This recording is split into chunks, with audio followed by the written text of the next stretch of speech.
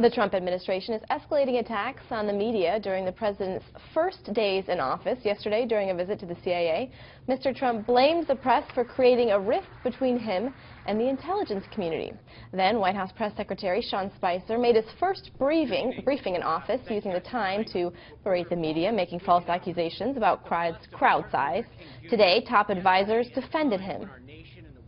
Be so overly dramatic about it, Chuck. You're saying it's a falsehood, and they're giving Sean Spicer, our press secretary, gave alternative facts to that. But the point remains alternative facts?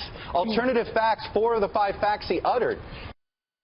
Here to weigh in, Mark Lampkin served as an advisor to the former Speaker of the House, John Boehner. He's also a Trump supporter. Joe Listonji is a Democratic strategist and a partner at the Chattered On Group. Gentlemen, thank you so much for joining us. A lot to digest this weekend. I want to play a soundbite for you, if I may, from Sean Spicer about 10 days ago, and then one from yesterday, and then I want to break it down. So listen here.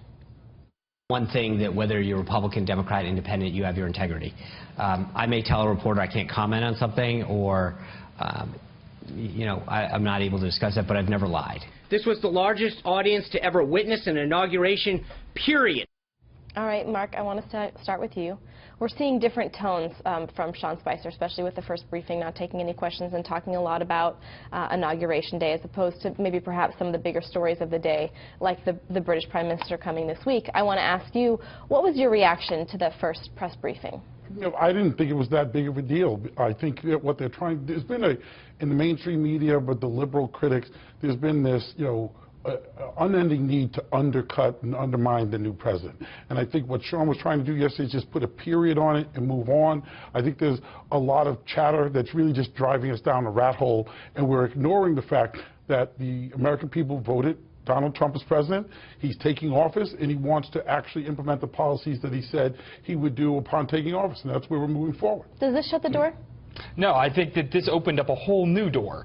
The fact that he walked in and dictated to the press exactly what they were supposed to believe. I mean, I feel kind of bad for Sean Spicer. He had to go out there and essentially defend the size of Donald Trump's crowds. And that's just not what the press secretary should be doing. Was it about the principle then? I mean, I feel like it was a larger issue. Yeah, but listen, you can look at why have that fight with the press. When you put this photo side by side, it was obvious. Perhaps it was obvious.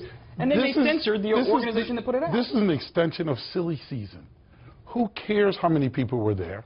I think what he tried to do, and that's, if you saw his remarks, he said, this is what the facts are as we see them, period. Now pivot, let's talk about, talk about the Sunday shows were dominated by something that has nothing to do about putting a job, a new job, about building new factories, about making the American economy take off. The media, this is part of a concerted notion that people want to undermine this president. Right, they didn't to accept the fact that he was elected fairly and squarely. We all accept that fact. He is the president, and he stood in front of a wall with 117 stars of individuals who died for this country, some of who their names are lost to history because it's still classified, and then went after the press. So that was the wrong tone for the president to have in his first speech. And we are all wondering now, when they come at us with an emergency situation, can we actually believe what's coming out of their mouth? Because right now, I don't know that we can. Clinton, but you guys embraced her. He is the president of the United States, and we have got to trust him. And we just had a fight over the size of his crowd. You guys, the media and liberals, initiate the fight. No, Sean Spicer tried to put an exclamation point and move on, but we're still talking about it. Let's talk about what he's going to do about trade this week. Let's talk about the impending visit of the Prime Minister of Great Britain. Let's talk about how we're actually going to get reinvestment in the United States. Let's talk about how we're going to invest in the growth of our economy, how we're going to put people back. All the liberals who are angry and frustrated and so wound up about President Trump should just say, let's all move on. I'll say it here to you now. If you could take it to the vast left-wing conspiracy, I'll take it outside and we'll move on. The photos were clear. Barack Obama's crowds were massive and huge, and his weren't, and all of a sudden he had to defend himself. Why did he have to defend himself? He shouldn't be ashamed of the crowd size that he had. It's the crowd. It's fine. It's no big deal. Why are we spending press conference time? When we see reactions from both sides of the aisle, and I want to put up these tweets from Ari Fleischer. He said, first, number one, this is called a statement, you're told, to make by the president, and you know the president is watching. This is in regards to the press conference yesterday with Sean Spicer. His point number 2 was, so while press is stunned and can't believe it, Sean is getting praised by his Boston coworkers now. It said MSM, which is mainstream media, is from Venus, and White House is from Mars. So we're getting so many mixed messages from you know, voters are just getting slammed right now with a lot of mixed messages, especially when they see something like this. How do we move forward? Because we're having the same discussion that we've been having, I feel as if we're having for some. How do we put that behind us and move forward? Well, I think the first step is that your press secretary does not come out and talk about things we can clearly see. It was very clear that those two crowds were just different sizes. Is that relevant?